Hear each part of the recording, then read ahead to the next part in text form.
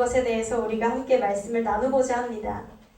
PPT 한 번만 띄워주시겠어요? 오늘은 이 질문으로 한번 시작을 해봤으면 좋겠습니다. 우리 한번 읽어볼까요? 시작!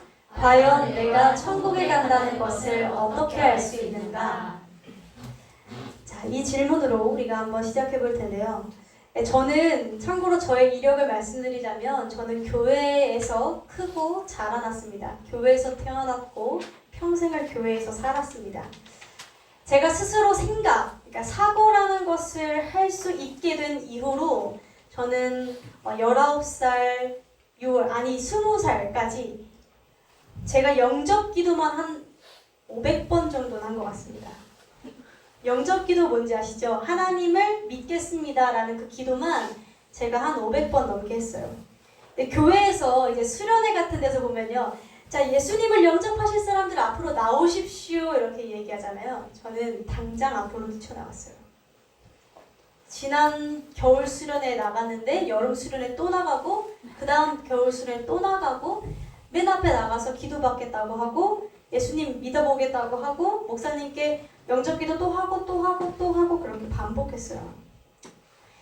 한 장만 넘겨볼게요. 만약에 기네스북에 세상에서 예수님께 구원해달라고 제일 많이 기도한 사람 이런 기록이 있다면 제가 아마 손에 꼽지 않을까 생각합니다. 이게 진짜 저예요. 이거 최근인데 한번 넣어봤어요. 학교 대학원에서 사진이 찍혔더라고요. 저예요. 사실 강박증 같지만 제가 원했던 것은요, 구원받았다라는 확신이었어요. 사실 많은 분들이 공감하실 것이라고 생각합니다. 우린 이런 고민들을 하죠. 내가 과연 정말 천국에 갈 수 있는가? 내가 진짜 구원을 받았는가? 나 영접기도 제대로 한 거 맞나?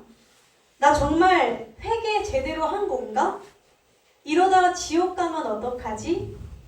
예수 믿는 그리스도인들이 100명 정도 된다면 98명 정도는 이 고민을 할 것 같습니다. 많은 그리스도인들이 이 질문과 씨름하면서 살아가죠.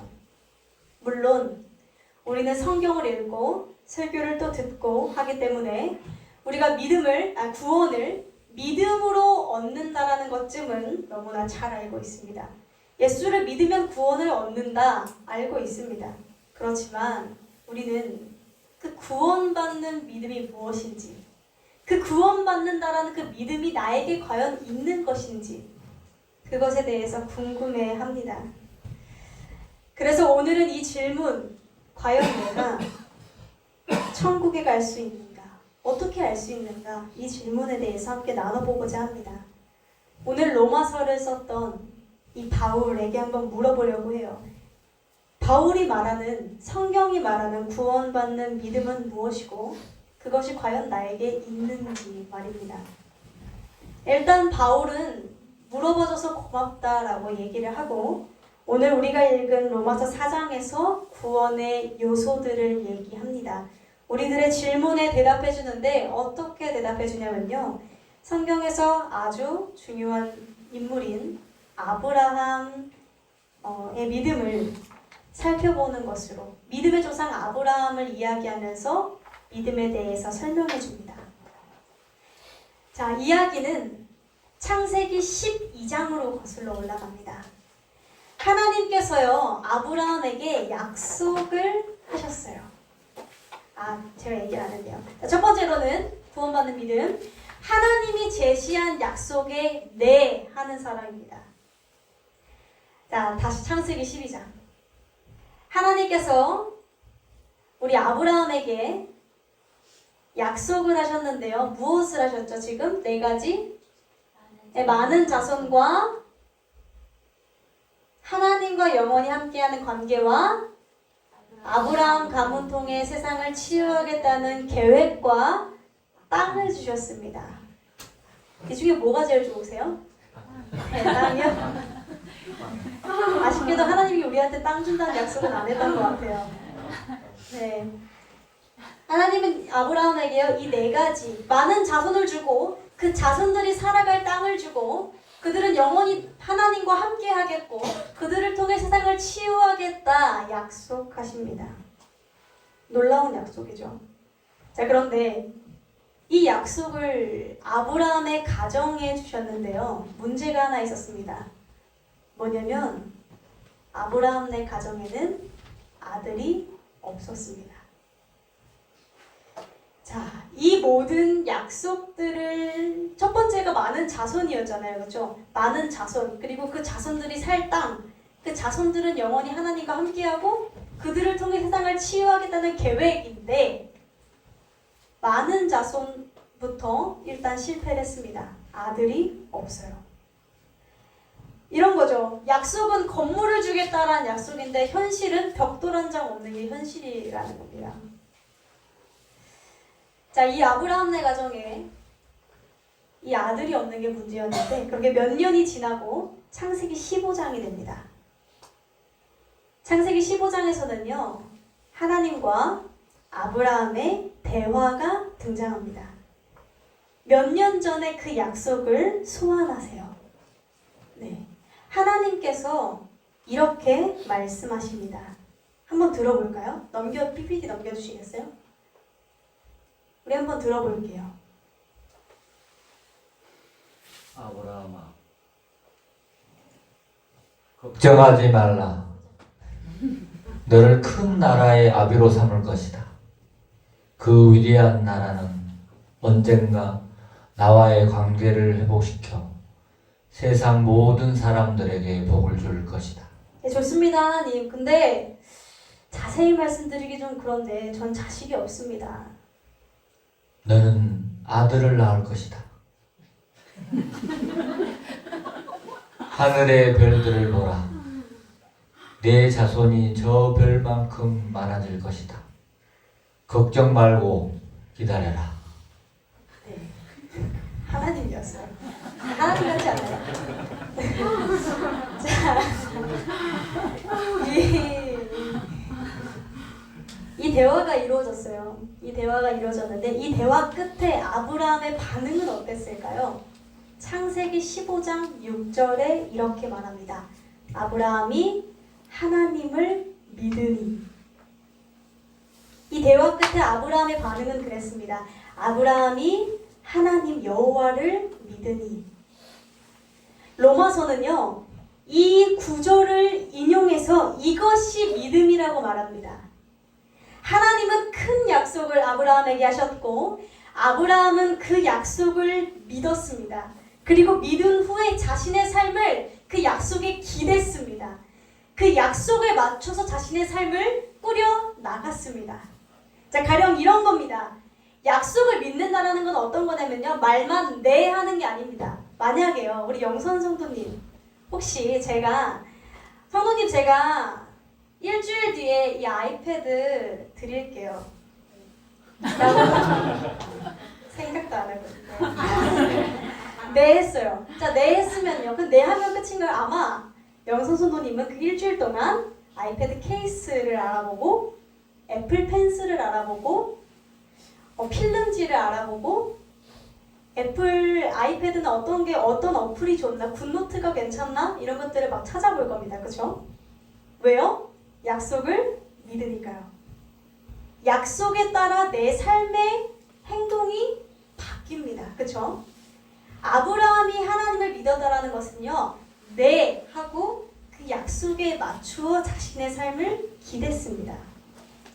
성경은 이 믿음으로 인해서 아브라함이 의로 여겨졌다라고 말합니다. 여기서 여겨지다라는 건요, 우리 PPT 한번 보시면요, 여겨지다라는 말은 회계, 금융 용어입니다. 우리 회계 말고요, 회계 금융 용어인데 통장에 액수가 찍히다 혹시 없나요? 없는 것 같아요. 죄송해요. 통장에 액수가 기록되다라는 거예요. 가령 이런 겁니다. 제 통장에 예를 들어 소박하지만 100만 원 정도가 있다라고 가정을 해볼게요. 소박하지 않나요? 않아요? 그래요? 어떤 분들은 소박하다고 하시던데. 자, 100만 원이 있는데 제가 살 날이 시한부래요. 살 날이 한 일주일 남았대요. 생각을 하다가 제가 우리 다현 성도님한테 넘겨줘야겠다 생각을 했어요. 좋아요? 자, 제가 그러면 다현 성도에게 제 전 재산 100만 원을 넘겨주려면 어떻게 하죠? 은행에 가서 얘기하겠죠. 저의 예금액 전부를 우리 다현 성도의 그 소유로 여기길 원합니다. 말은 안 하겠지만 어쨌거나 이렇게 딱 해서 딱 옮겨줘요. 통장에 액수가 딱 찍혔어요. 다현 성도의 통장에. 그러면 다현 성도가 그 돈을 받기 위해 하는 일이 있나요? 인출. 그죠? 인출. 근데 인출을 하기 전에도 다현 성도의 소유죠. 맞죠? 인출을 할 거예요? 네, 알아서 해요. 그저 받는 겁니다. 네. 라고 하는 거죠. 믿음은요, 하나님이 제시하시는 약속에 네 하는 겁니다. 이것이 아브라함이 한 일이었어요. 간단하죠? 아브라함이 하나님을 믿게 된 그 창세기 12장 이후로 엄청 사고 많이 칩니다. 아브라함이 뭐 아무런 잘못을 안 해서가 아니라 그가 하나님의 약속을 믿었기에 하나님은 그를 의롭게 여기십니다. 오늘날 우리들에게 하나님이 100살의 아들 준다는 얘기는 안 하십니다. 다행인 것 같기도 해요. 지금 100살에 나오면 쉽지 않죠.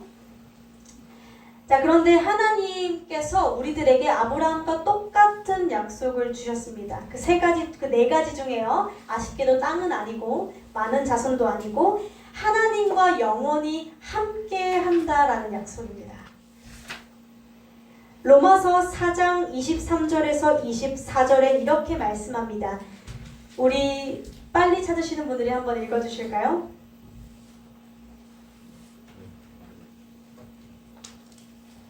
로마서 4장 23절 24절입니다. 저에게 우로 여기셨다 기록된 것은 아브라함만 위한 것이 아니요 우로 여기심을 받을 우리도 위함이니 곧 예수 우리 주를 죽은 자 가운데서 살리신 이를 믿는 자니라. 아멘. 아브라함이 하나님의 약속을 믿었던 것뿐만이 아니라 우리 역시도 위함이다라는 거예요. 그래서 그리스도인들도 하나님께서 약속을 지키실 것을 우리는 믿습니다. 아브라함은 우리 좀 다른 건 그거예요. 아브라함은 언젠간 보내주실 구원자를 기다리면서 믿었던 것이고 우리는 하나님이 이미 보내주신 구원자 예수 그리스도를 돌아보며 기억하며 믿습니다. 자, 두 번째로 믿음의 자세입니다. 우리는요, 사실 굳이 하나님을 믿지 않고서도 매 순간 무언가를 믿고 살아갑니다. 제가 종종 의자로 예를 들곤 하는데요. 우리 모두 지금 의자에 앉아 계시죠? 그죠? 앉아있죠? 네. 그렇다는 건요. 우리가 지금 의자에 이렇게 앉아있다라는 건 우리가 기억도 못하고 우리가 인지하지도 않았지만 내 뇌에서, 내 머리에서요. 이 의자를 보면서 내 몸무게 정도는 얘가 버틸 수 있겠구나 하는 그 뇌가 무의식적으로 돌립니다. 그래서 다리에 이렇게 힘을 주고 있던 것을 의자로 옮기는 순간이 있습니다. 제가 이렇게 서 있다가 이 의자를 보고 이 의자가 그래 쓰러지진 않겠구나 싶으면은 앉죠. 무게중심을 다리에서 이 의자로 옮깁니다. 그쵸? 이것이 믿음이라는 거예요. 저는 지금 의자를 믿고 있는 거예요. 그죠? 여기 계신 분들 중에 이 의자가 불안정하다 싶으면요. 금방 이렇게 다리에 힘을 주게 됩니다. 다 편하시잖아요. 그죠? 다리가 편하셔서 이게 좀 졸리기도 하고 그러잖아요. 편하네. 쿠션도 있고 편하잖아요. 그죠? 편해요. 그래서 우리가 믿는단 말이에요. 저도 이 의자를 믿기 때문에 이렇게 앉아있을 수 있다는 거예요. 이것이 믿음이라는 겁니다. 하나님을 믿는 믿음은요. 다른 말로 이렇게 할 수 있어요. 하나님이라는 의자에 앉는 순간 이전에는 내가 내 다리로 내 힘으로 살았던 나의 의지와 노력과 나의 무언가들로 살아냈고 버텨냈던 나의 삶들이 하나님을 알게 되고 나서부터는 하나님이라는 이 의자에 온전히 의지한다라는 겁니다. 그것이 믿음의 자세입니다. 그래서요, 우리는요, 딱 두 자세만 가능합니다. 일어서 있든지 앉아 있든지. 둘 중에 하나겠죠? 자, 그런데 우리는 종종 어정쩡한 믿음의 자세를 취할 때가 있습니다. 어떤 자세냐면요. 이런 거예요. 이렇게 제가 믿으면 앉았어요. 앉았다가 이렇게 오토바이 자세를 취하는 겁니다. 오토바이 자세 혹시 해보셨어요? 전 학교 다닐 때 해봤어요. 선생님한테 말을 안 들어가지고 체벌을 안 시키는데 제시된 체벌이 없었거든요. 제가 진짜 말을 안 들어가지고 저때는 뒤에 서 있을 수 있는 책상이 있었어요. 여기 계신 분들은 모를 거예요. 제가 좀 젊어가지고 서 있을 수 있는 책상이 있죠. 지금 있나요 혹시? 학교 다니시는 분이 있어가지고 있나요? 서 있는 책상? 그쵸? 있어요. 있는데 거기서 제가 떠들었어요. 그래가지고 넌 편안하게 서 있지 말라고 그러시는 거예요. 한번 이렇게 오토바이 자세 한 3분 이상 하면 힘들어요. 상당히 힘든데 우리는 믿음의 자세를 이렇게 어정쩡하게 취할 때가 있어요. 왜냐면요, 우리의 믿음은 우리의 힘으로 하는 것도 아니고 나의 도덕적인 노력으로 선행으로 구원을 받는 것도 아닌데 하나님을 믿는다고 하면서도요, 어정쩡하게 앉아서 내가 뭘 어떻게 해보려고 한다라는 거예요. 그러니까 하나님을 온전하게 믿지 못한다라는 얘기예요. 하나님을요, 믿는 것 같다가도 좀 불안해서 다시 일어서서 내 다리로 힘을 주고 있다라는 거예요. 얼마나 힘들어요. 그리스도인들 중에 이렇게 사는 사람들 되게 많아요. 그리스도인들 중에요, 앉은 것도 아니고 선 것도 아닌 채로 고생만 하다가 그렇게 가는 사람들이 엄청 많아요. 하나님께서 은혜, 구원이라는 것을 선물로 우리에게 주셨는데 그 선물을 누려야 되는데요, 그 선물을 머리에 이고 짐지듯이 걸어가는 사람이 있다라는 거예요. 자, 그런데 사실 이것은 믿음이 아닙니다. 우리의 구원받는 믿음은요, 오로지 은혜로만 가능합니다. 하나님이 주신 은혜에 대한 선물로만 가능해요. 나의 노력으로 할 수 있는 게 아니라니까요. 내가 기도 100시간 한다고 되는 게 아니라니까요. 내가 예배 죽어라 드린다고 되는 게 아니라니까요. 하나님의 은혜로 받는 것인데 어느 순간 그리스도인들의 마음속에 이런 마음이 생겨요. 내가 하나님께 구원받기 위해서 애써야 돼. 하나님께 인정받기 위해서 노력해야 돼. 이런 마음들이 우리 안에 있어요. 하나님한테 잘 보여야 돼. 하나님한테 성과가 높아야 돼. 전도 성과가 높아야 되고 하나님한테 기도 성과가 높아야 돼. 그래야 내가 구원을 받을 수 있을 거야. 착각하시는 분들이 있는데 그거는 믿음이 아닙니다. 아멘. 지금은 타이밍이 들고 왔어요. 그건 믿음이 아니에요. 왜? 그걸 우리가 뭐라 부르냐? 행위 구원이라고 불러요. 행위로 구원받는다. 그건 믿음이 아니에요. 그건 그렇게 해서 백날 첫날 하나님의 심판대 앞에 서면요, 그 누구도 통과될 수 없어요. 그래서 앉으라는 거예요. 어정쩡하게 오토바이 자세 취하지 말고 앉으라는 거예요. 아니 봐봐요, 천국 갈 거면 가고 지옥 갈 거면 가는 거잖아요, 그죠? 자, 그런데 우리는 천국 가려고 일단 모인 사람들인데 하나님의 구원을 머리 이고 되게 힘들게 지옥으로 가고 있다라니까요. 그러니까 그게 잘못됐다라는 거예요. 완전히 하나님께 의지하는 것이 그것만이 답이라는 거예요. 왜? 구원은 하나님께서 주시는 선물이기 때문이에요. 아멘. 4절에서 5절에 이렇게 말합니다. 일하는 자에게 그 삭시, 보수가 은혜로 여겨지지 아니하고 보수로 여겨지거니와. 자, 일하는 자에게 돈을 주면 그것은 은혜가 아니라 보수지만 일을 아니할지라도 경건하지 아니한 자를 의롭다 하시는 이를 믿는 자에게는 믿음을 의로 여기시나니. 자, 무슨 말이에요 지금? 내가 하나님 앞에서 이렇게 일했어요 말하는 사람은 은혜가 아니라 하나님이랑 거래한 거란 얘기예요. 그런데 하나님, 내가 죄인입니다, 내가 한 것이 없습니다를 깨닫고 그것이 회개로 터져나온 이에게는 그것이 은혜로 여겨진다는 겁니다. 우리가 지금까지 살아온 모든 일의 전제는 그렇죠. 일을 해서 대가를 받습니다. 일하고 급여를 받습니다. 마땅한 임금을 받죠. 그래서 대체로 많은 사람들이 똑같은 생각으로 하나님께 나아갑니다. 자, 그런데 우리는 행동으로 구원받지 않습니다. 우리가 하는 행동의 영역은 구원을 받았기에 감사함과 사랑으로 하나님께 올려드리는 것이지 이것에 대하여 내가 주장할 것이 없다라는 겁니다. 자, 아브라함이요 100살의 아들을 낳았어요. 이게 진짜 100살인지 솔직히 잘 모르겠어요. 어쨌든 100살에 낳았대요, 성경에서. 100살에 낳았댔는데 아브라함이 자신이 노력해서 낳았다라고 생각을 했으면 지금쯤 천국에서 나 봤냐? 내가 100살의 아들을 낳은 사람이야. 야, 나만큼 그런 사람 있냐? 얘기를 할 텐데 아브라함은 한 번도 그러지 않았어요. 하나님이 다 하셨습니다 라고 얘기했어요. 내가 하나님을 의지하고 있는지 아닌지를 보려면 그 이후에 나의 마음속 소리를 들어보면 돼요.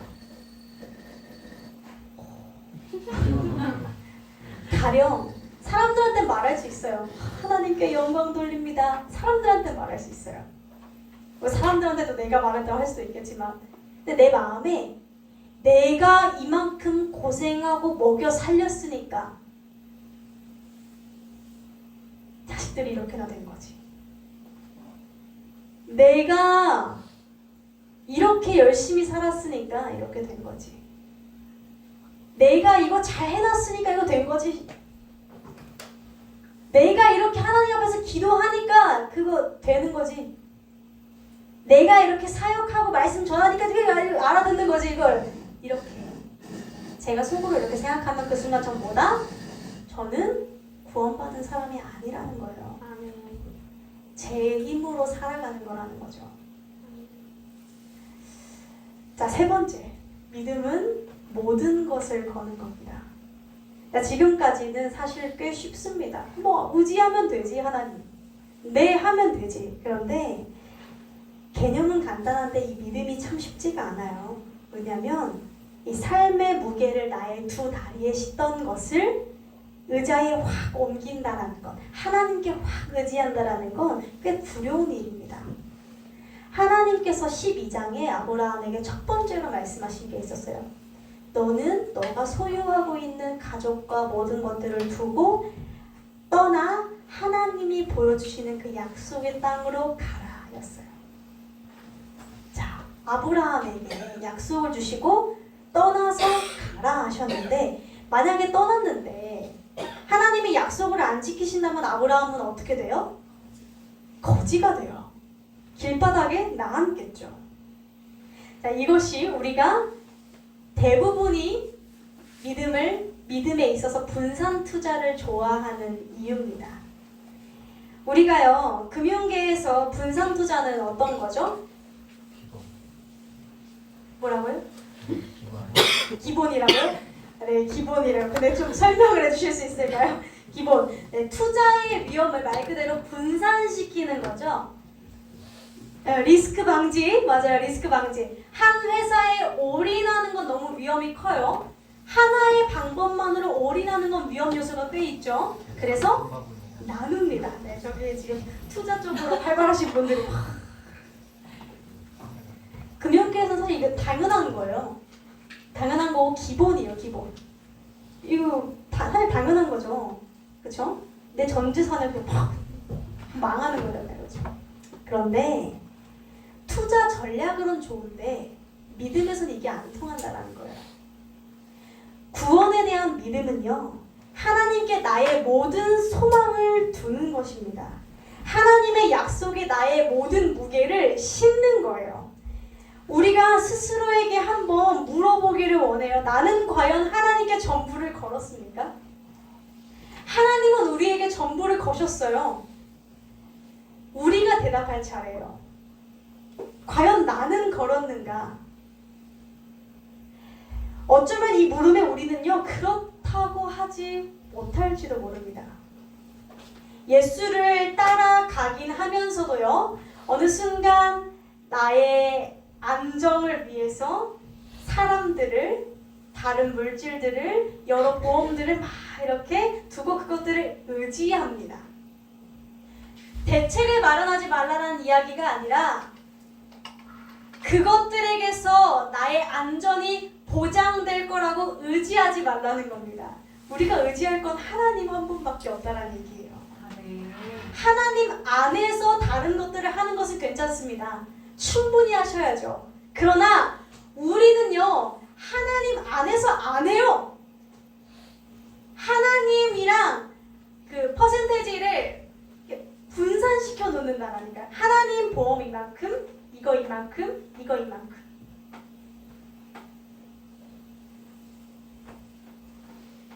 자, 그런데 이렇게 생각하면 참 어려워요, 믿음이. 그죠?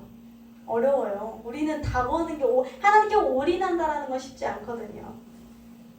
이게 이제 저도 제가 하나님을 19살 6월에 만났어요. 하나님을 크게 만났는데 그때 제가 하나님한테 했던 얘기들은 이거였어요. 하나님, 제 인생을 드리겠습니다. 하나님, 제 인생을 당신께 바칩니다. 내 평생에 주님만 찬양하겠습니다. 제가 1년 지나고 2년 지나고 3년 지나고 하니까 그런 생각이 들더라고요. 하나님, 나 직장 좀 다니다가 올게요. 사회생활도 좀 해보고 좀 공부도 좀 더 하고 그러다가 이렇게 와도 되지 않을까요? 이렇게 좀 그리고 이게 인생을 건다는 건 좀 과한 것 같고 어쨌든 열심히 해볼게요. 그러니까 요 정도로 이렇게 타협을 한 상태예요 지금. 굉장히. 근데 우리가 사실 그렇다. 우리 막 뜨거울 때 있어요. 주여, 지금 아까 주여 엄청 막 했잖아요. 그땐 뜨겁다니까요. 근데 우리 딱 교회 문 막 나가가지고 넷플릭스 볼 때 뜨겁지 않아요. 굉장히 차가워져요. 우린 굉장히 그래요. 자, 그런데 사실 괜찮다란 이야기를 드리고 싶어요. 괜찮아요. 왜냐하면요, 아브라함도 한 번에 성공한 게 아니거든요. 아브라함이 사고뭉치라고 제가 말씀드렸죠. 근데 우리는 뭐라 불러요? 믿음의 조상이라 불러요. 근데 아브라함이 사실 창세기를 우리가 수요예배 때인가요? 주일 예배 때인가요? 어제 했어요. 한번 쭉 갔어요. 쭉 갔을 때 봤더니 아브라함이 참 찌질했어요. 왜냐면 자신의 아내 있죠. 자신의 아내를 여동생이라고 거짓말을 했어요. 왜냐면 아브라함이 이제 애굽으로 도망을 갔는데 애굽 왕이 사라가 진짜 예뻤거든요. 당대 미인이었어요. 그래서 애굽 왕이 사라를 탐내할 것 같은 거예요. 그러면 탐내하면 남편이 난 죽겠죠? 너 여동생이라고 해라. 진짜 미안한데 야, 미안해. 우리 다 죽을 순 없잖아. 내가 그래도 가장인데 난 살아야지. 그러니까 너 여동생으로 해라. 이렇게 했어요. 그래서 하나님이 그 애굽 왕한테 직접 얘기했어요. 얘 사실 남편 있어. 내보내. 그래서 얘기했어요. 한 번 그랬어요. 또 다른 나라로 갔어요. 아브라함이 또 겁을 먹은 거예요. 야, 진짜 미안한데 한 번만 더 하자. 여동생이라고 해라. 너가 너무 이쁜 거 어떡해. 다른 게 지금 아니야. 너가 너무 이뻐서 그래. 어떡하니. 내가 족장이잖아. 내가 죽을 순 없잖아. 미안해. 이러면서 우리 아들도 없잖아. 배를 이을 사람이 없잖아. 미안해. 이렇게 했어요. 2번을 그랬어요. 그리고 이 아브라함이 하나님이 아들 주신다는 그 약속 있죠. 못 믿고 중간에 사라가 아니라 다른 여종을 통해서 자식을 보기도 했어요. 우리가 아는 이스마엘이죠. 자, 이렇게 겪어지길로 되게 많이 이리저리 샜던 아브라함이었어요. 자, 그런데 성경은 아브라함이 하나님을 믿었다고 말해요. 왜일까요? 믿음이라는 것은 넘어지지 않는 게 아니기 때문입니다. 믿음은요, 넘어져도 위를 보는 거예요. 넘어진 그 순간에 나는 실패했어 그러니까 끝이야가 아니라 나는 실패했지만 하나님의 약속은 변하지 않아. 다시 일어서서 하나님을 봐야겠어. 올바른 아들은 이럴 겁니다. 때로는 실수를 하고 잘못을 해도 나의 아버지, 그분은 신실하시다라는 확신이 있기에 다시 한번 몸을 일으켜 올바른 방향으로 걸어보고자 하는 것. 그것이 참된 아버지와 아들과의 관계인 거예요. 아브라함은 그렇게 했어요. 이것이 의롭다 여김을 받는 믿음입니다. 나는 항상 넘어지지만 나의 완벽함이 아니라 나의 실수에도 불구하고 하나님은 반드시 나를 향한 약속을 지키실 것입니다. 아멘. 이 고백이 우리들의 삶 가운데 있게 되기를 원해요. 아멘. 오늘 말씀을 마무리하면서 그럼 우리가 이 질문이 될 수 있어요. 믿음이면 되는데 예수 믿는 사람들은 왜 이렇게 힘들게 사는가? 믿음만 있으면 된다는데 예수 믿는 사람들은 왜 이렇게 낯빛이 어두운가? 기도하느라, 고난주간에 새벽 기도 드리느라 이렇게 낯빛이 어둡고 말씀 묵상하느라 팔이 뽀개질 것 같고 그러느냐. 우리 낮의 달처럼 밤의 달처럼 찬양하세요. 낮의 달처럼 밤의 달처럼 그렇게 살 순 없을까? 근데 뭐래요? 그렇게 살 수 없대요. 그 고백하세요. 그래요. 난 그렇게 살고 싶은데 예수님처럼 바울처럼 살고 싶은데 그렇게 안 된다라는 거예요. 이 이야기를 바울이 했어요. 바울이 로마서 7장 19절에서 23절에 이렇게 말합니다. 제가 읽어드릴게요. 내가 원하는 바 선은 행하지 아니하고 도리어 제가 조금 풀어서 읽어드릴게요. 나는 분명 선을 원하는데 내가 선을 행하지 아니하고 내가 원하지 않는 악을 계속해서 행동하는구나. 만일 내가 원하지 않는 그 악을 계속해서 행동하면 이것은 내 속에 거하는 죄 때문이라. 그러므로 내가 하나의 법을 깨달았는데 곧 선을 행하기 원하는 나에게 동시에 죄, 악이 있는 것이로다. 내 속사람으로는 하나님의 법을 즐거워하지만 내 지체 속에서 다른 한 법이 내 마음과 싸워서 나를 사로잡는 것을 보는도다. 이렇게 말합니다. 바울의 솔직한 고백입니다. 바울 같은 사람이 이렇게 말한다라는 겁니다. 나는 선을 행하고 싶지만 선을 행할 수가 없는 사람입니다. 라고 고백한다라는 거예요. 우리랑 똑같은 고민을 하고 살아간다라는 겁니다. 정상적인 그리스도인이라면요, 매 순간 나의 악한 본성과 하나님을 따르고자 하는 그 모든 마음들이 서로 씨름합니다. 왜일까요? 왜 하나님은 구원받는 그 순간의 죄악들을 다 없애지 않으시고 평생 이 싸움을 하게 하실까요? 평생. 아니면 율법이라도 안 알려주시던지 하나님을 따르고 사는 게 무엇인지 알려주시지를 말든지 우리에게 매 순간 알려주시니까 죄책감은 계속 드는데 나는 그렇게 못 살잖아요. 그렇게 살아보려고 발버둥 치는데 안 되잖아요. 왜 이 싸움을 우리는 평생 해야 하냐고요. 믿음이면 된다면서요. 그럼 끝난 거 아니에요? 자, 그런데 이래요.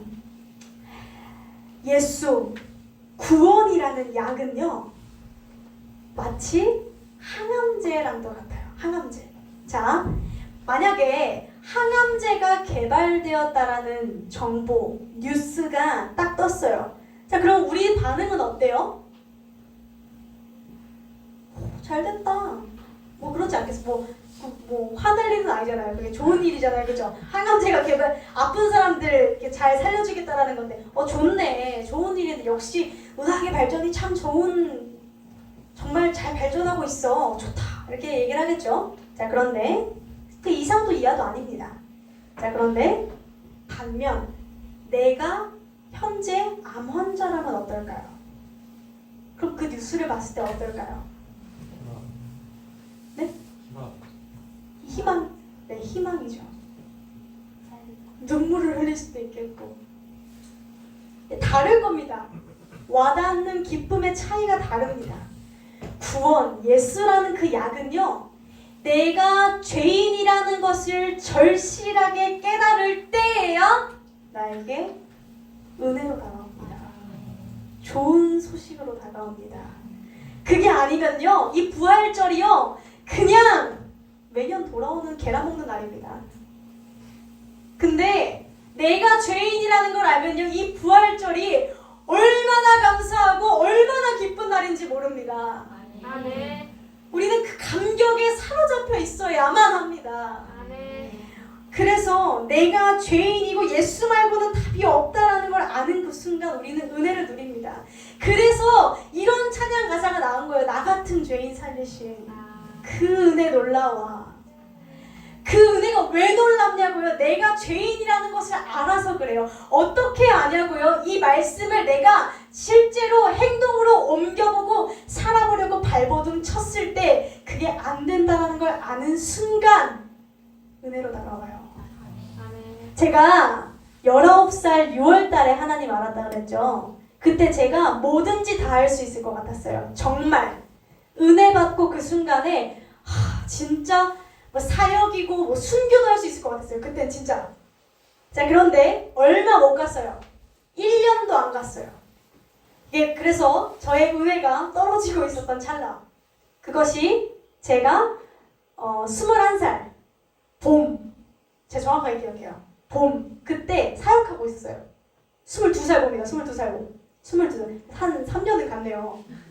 22살 봄, 잘 버텼어요. 사역하고 있었는데 사역하면 뭐 강단에서 맨날 이렇게 설교했겠죠 했는데 은혜가 떨어지고 있었던 거예요. 너무 힘들어 죽겠는 거예요. 말씀대로 해보려 했는데 안 되는 거예요. 제가 그래서 도망을 갔어요. 성경책 안 들고 저 혼자 목사님께 말 안 하고 엄마 아빠 저 여행 갔다 올게요. 진짜 도망갔어요. 교회랑 가까이 있고 싶지 않았어요. 교회 가면 경건한 척 해야 될 것 같아가지고 교회랑 멀리 떨어졌어요. 그런데 아무도 없는 그 공간에서 성경책도 없었던 그 공간에서 가만히 앉아있는데 그런 생각이 들었어요. 이래서 은혜라는 거구나 라는 생각이 들었어요. 원래 내 힘으로는 할 수가 없는 거였구나. 그래서 예수가 십자가에서 달려서 죽으신 거였겠구나. 내가 행동으로 구원 이렇게 잘 선행 갖춰가지고 천국 갈 수 있으면 그 희생을 치러줄 이유가 없었겠구나. 그때에서야 제가 진정으로 하나님을 알았다라고 할 수 있을 것 같아요. 아멘. 사랑하는 성도 여러분, 우리가 부활절을 맞이한 지금 우리가 스스로 한번 질문해 봤으면 좋겠습니다. 고전적인 질문이에요. 당신은 오늘 죽는다면 천국에 갈 구원의 확신이 있으십니까? 몇십 년도 더 된 건데 제일 중요한 질문일 것 같아요. 우리 그 구원의 믿음 지금 하나님이 주고 싶어 하세요. 이제 그만 불안해하시고 네 하세요. 넘어져도 하나님 볼게요. 그뿐이면 되죠? 그렇게 하세요. 그렇게 나의 온 인생을 거는 믿음이 우리 안에 있게 되기를 주님의 이름으로 간절히 소망합니다. 기도하겠습니다. 사랑이 많으신 하나님, 주님 감사합니다. 오늘 이 시간 부활절을 맞이하여 믿음에 대하여 알게 하시고 나누게 하심에 감사합니다. 주님, 온전히 우리가 주님의 약속하신 그 제시한 약속에 네 할 수 있게 하시고 또한 당신 앞에 온전하게 그 모든 믿음을 의지할 수 있도록 허락하시고 나의 인생, 우리들의 모든 인생을 걸게 하여 주옵소서. 예수님의 이름으로 기도드렸습니다. 아멘.